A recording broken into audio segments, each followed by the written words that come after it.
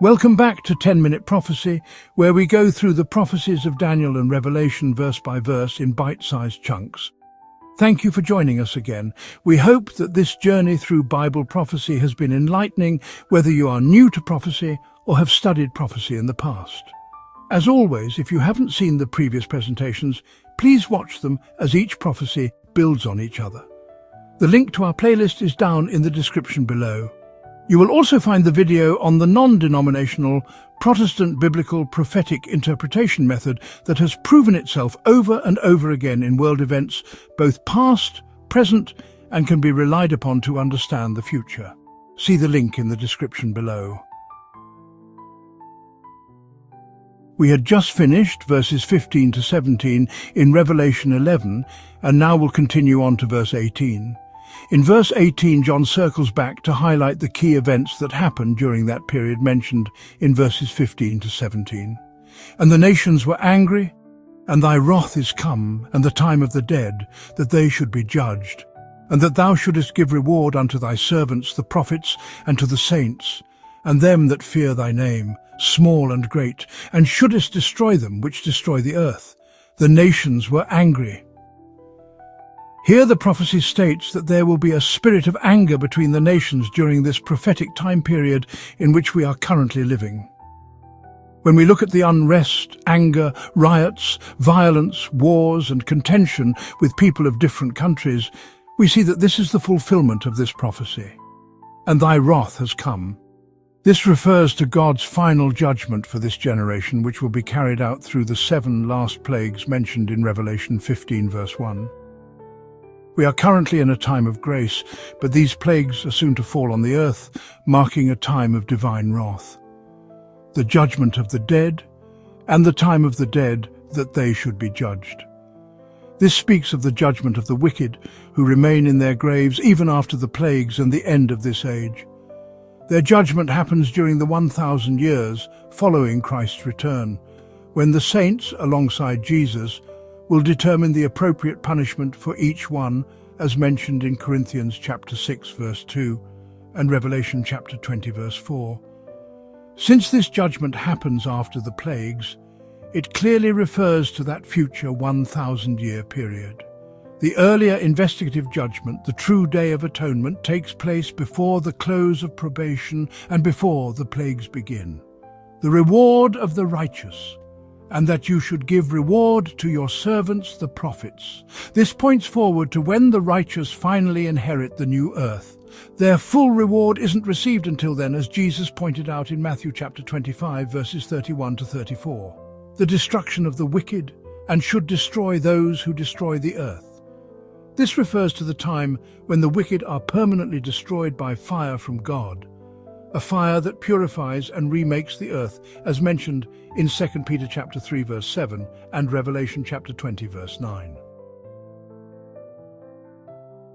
All of this shows that the 7th trumpet extends all the way to the end of the 1,000 years. It's a sobering yet hopeful thought. The trumpet now sounding will see the final defeat of evil and the beginning of eternal peace for the redeemed, living forever on a renewed earth. Verse 19 says, And the temple of God was opened in heaven, and there was seen in his temple the ark of his testament, and there were lightnings and voices and thunderings and an earthquake and great hail.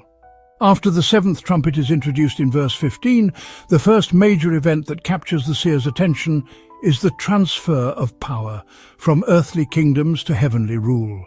God steps in with full authority, bringing an end to the rebellion on earth, establishing Christ on his rightful throne and taking his place as supreme ruler over all. With this powerful scene complete, verse 18 shifts our focus to the nations, the judgment they face, and the final destinies of both the faithful and the unfaithful. Once this broader vision is surveyed, we're drawn back again in the following verse to a deeply significant moment, the conclusion of Christ's priestly ministry, the final act of mercy for a fallen world. The heavenly temple is opened and the inner sanctuary is revealed. This is clearly the most holy place because the Ark of the Covenant is seen, something that was only ever placed in that sacred space. This moment aligns with the end of the 2,300 prophetic days, the time when the sanctuary was to be cleansed and the sounding of the seventh trumpet began, which is after 1844. Since then, God's people have, by faith, seen the open door in heaven and the ark of God's covenant there. They strive to obey every command written on the stone tablets housed within it. That these commandments are still present is made clear by the language John uses. He calls it the Ark of his Testament. This title is significant. In the earthly sanctuary built by Moses, the Ark was called the Ark of the Covenant because it was made specifically to hold the Ten Commandments, as you can see in Exodus chapter 25 verse 16 and chapter 31 verse 18 and Deuteronomy chapter 10 verses 2 and 5. It had no other purpose. Without the tablets inside, it wouldn't be the Ark of God's Testament. Yet John, seeing the Ark in heaven during the seventh trumpet, still calls it the Ark of his Testament. Clear evidence that God's law remains intact, unchanged from the version given to Moses. Also from the language, it denotes that the Ten Commandments is a transcript of God's character.